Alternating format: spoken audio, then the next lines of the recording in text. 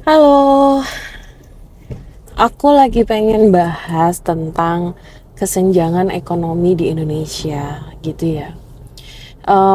Ini aku ambil dari data World Inequality Database, gitu. Nanti linknya aku kasih di bawah ya, teman-teman. Dan ini data terakhir itu mungkin sekitar tahun 2021 ya, karena laporannya itu kalau aku cek yang terbaru itu di tahun 2022 gitu. Nah, sebenarnya database ini merekam ketimpangan atau kesenjangan ekonomi di berbagai negara di dunia gitu kan. Tapi aku pengen bahas sebenarnya ketimpangan ekonomi di Indonesia seperti apa.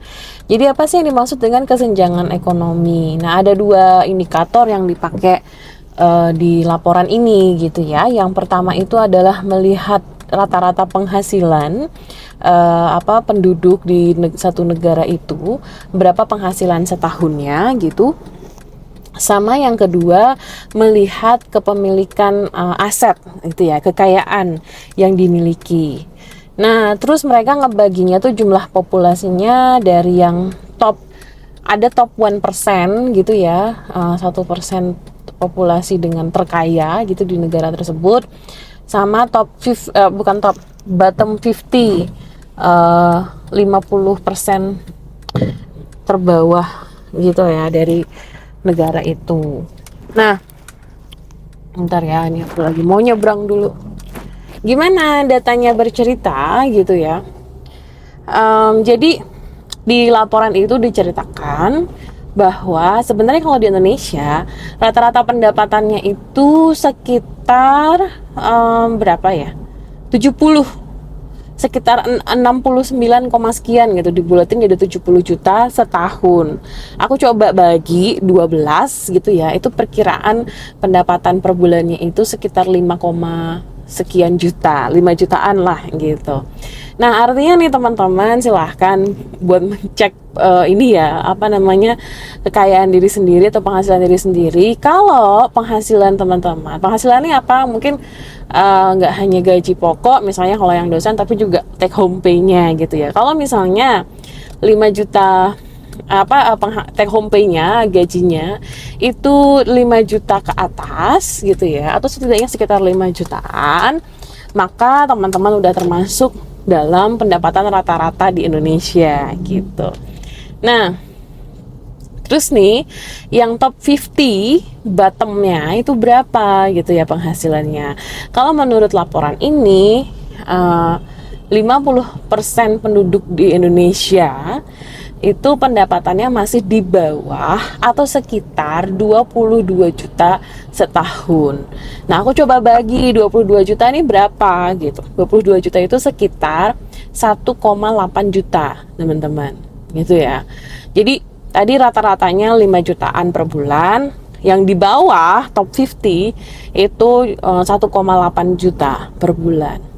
Nah, terus ada juga top 1% sama top 10. Sebenarnya top 10% ini yang mungkin datanya cukup signifikan gitu ya. Kenapa? Karena 10% orang terkaya di Indonesia itu minimal gitu ya, gajinya atau penghasilannya itu bisa 19 kali lipat dibandingkan yang top 50 gitu.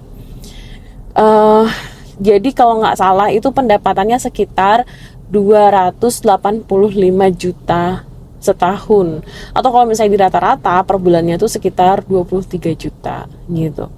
Nah, ini data yang dikumpulkan di tahun 2022, dilaporkan di tahun 2022 ya, teman-teman. Nah, di situ aja kita bisa melihat bagaimana kesenjangan antara 50% orang miskin di Indonesia dengan orang kaya atau top 10%-nya itu bisa sampai 19 kali lipat gitu. Terus yang kedua, ini juga melihat dari kekayaannya gitu ya. Jadi kalau dari sisi kekayaan top 50 gitu ya, yang 50 bukan top, bottom 50, 50% populasi yang terbawah itu punya total aset itu maksimal sekitar 8 juta gitu. Artinya sangat sedikit aset yang dimiliki. Nah, ini sebenarnya apa ya? World Inequality Database ini menunjukkan trennya secara general gitu ya. Ada kesenjangan yang semakin melebar semenjak tahun 1990-an gitu. Jadi kesenjangan ekonomi kita tuh semakin melebar. Jadi kalau boleh dibilang yang kaya makin kaya, yang miskin sama aja gitu, gitu-gitu aja gitu. Tapi ini bukan berarti tidak memungkiri kalau misalnya ada yang namanya social climber gitu ya, yang tadinya dia bagian dari bottom 50 terus menjadi bagian dari top 10%, itu juga ada gitu modelnya. Tapi yang menjadi menarik adalah, yang perlu kita pertanyakan lebih lanjut adalah kok bisa gitu inequality ini langgeng gitu ya. Dan sebenarnya kesenjangan ekonomi ini menjadi salah satu menjadi salah satu indikator penting dalam kita melihat kestabilan satu negara gitu. Kenapa? Karena kalau tingkat kesenjangannya terlalu drastis gitu ya, misalnya kalau Indonesia aja kita 19% gitu perbedaan gaji antara yang bottom 50 dengan yang top persen, 19 kali lipat gitu loh.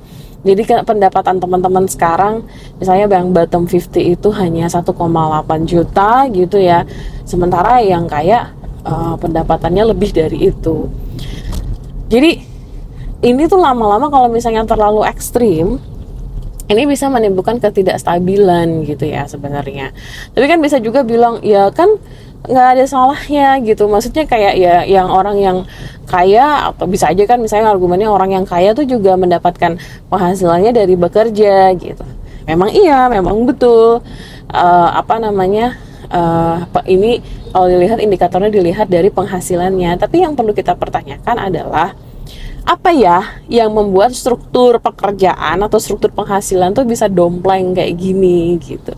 Nah itu menarik karena misalnya salah satu setidaknya fenomena yang aku lihat gitu ya, kalau aku berkaca pada laporan ILO, International Labour Organization, seringkali pekerjaan value, nilai-nilai pekerjaan gitu ya, mana pekerjaan yang mendapat gaji tinggi, mana pekerjaan yang mendapat gaji rendah, itu juga sifatnya very genderized gitu ya, sangat dibagi berdasarkan karakter gender. Ada yang namanya care ekonomi teman-teman. Jadi care ekonomi itu adalah aktivitas-aktivitas ekonomi yang aktivitasnya itu sebenarnya memiliki pekerjaannya itu sifatnya sifatnya itu membantu orang lain. Contohnya apa? Misalnya menjadi perawat lansia atau mengasuh anak gitu ya, atau pekerjaan merawat orang sakit gitu ya. Nah, yang menarik adalah pekerjaan-pekerjaan seperti ini, care ekonomi ini, yang sebenarnya kalau nggak ada aktivitasnya itu kita mungkin nggak bisa survive. Kebayang nggak sih kalau kita lagi sakit tapi kita nggak punya nggak punya orang yang bisa bantu kita saat sakit gitu contohnya. Kalau nggak ada ini mungkin kita masyarakat kita atau sosial kita nggak bisa bertahan gitu loh. Nah seringkali tipe-tipe pekerjaan yang seperti ini nilainya gitu ya, gajinya, penghasilannya itu lebih rendah dibandingkan dengan tipe-tipe ekonomi yang lain, misalnya di bidang investasi gitu ya, atau di bidang keuangan gitu, yang lain-lain. Nah ini juga menurutku bisa menjadi salah satu faktor yang memicu kesenjangan ekonomi yang makin melebar. Dan yang ditunjukkan oleh World Inequality Database itu juga, kesenjangan ekonomi ini tidak hanya terjadi antara top populasi populasi orang terkaya 10% dengan 50% populasi orang miskin di Indonesia, tapi kesenjangan ini juga terjadi antara laki-laki dan perempuan di Indonesia gitu. Datanya itu menunjukkan bahwa dalam dunia kerja saat ini gitu ya, yang mengakui atau yang setidaknya merekognisi pekerjaan-pekerjaan yang bersifat bisa digaji gitu ya, bisa dimonetize, itu hanya keikutsertaan perempuan gitu dalam pekerjaan-pekerjaan ini hanya 25%. Jadi hanya seperempatnya. Padahal kalau misalnya kita lihat jumlah perempuan, jumlah populasi perempuan di Indonesia itu sangat banyak gitu. Bahkan kita tuh jumlahnya hampir 50%. Ini harus dicek dulu ya. Bisa jadi 50% lebih gitu. Tapi keikutsertaan perempuan dalam dunia kerja itu hanya seperempatnya. Nah ini tuh yang menunjukkan juga sebenarnya ini bukan, kalau menurutku ya, ini bukan masalah perempuan nggak ada yang mau kerja gitu ya, tapi memang tipe-tipe pekerjaan yang dilakukan perempuan setidaknya sampai saat ini itu masih seperempatnya yang bisa diakui sebagai pekerjaan formal, pekerjaan yang bisa dapat gaji. Sisanya pekerjaan-pekerjaan perempuan yang dilakukan pekerjaan yang dilakukan oleh perempuan itu mungkin termasuk dalam care ekonomi ini yang akhirnya tidak mendapatkan rekognisi, yang tidak masuk dalam kategori itu. Nah ini mungkin sedikit refleksi yang bisa aku ambil ya dari laporan World Inequality Database ini gitu ya. Nanti silakan kalau teman-teman ada refleksi lain gitu ketika melihat World Inequality Database ini, kita bisa tuliskan di komentar, nanti kita bisa diskusi lebih lanjut. Oke, makasih udah dengerin.